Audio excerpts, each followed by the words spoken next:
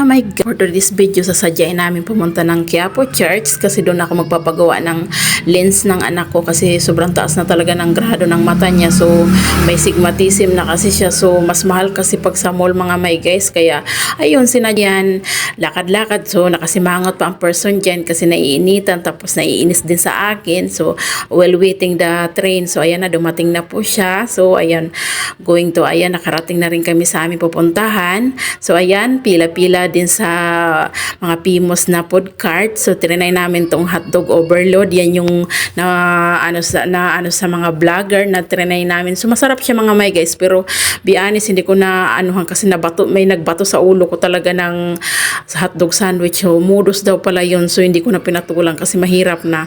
So ayan, natikman din naman namin. Masarap siya, be honest. So ayan na, pray na.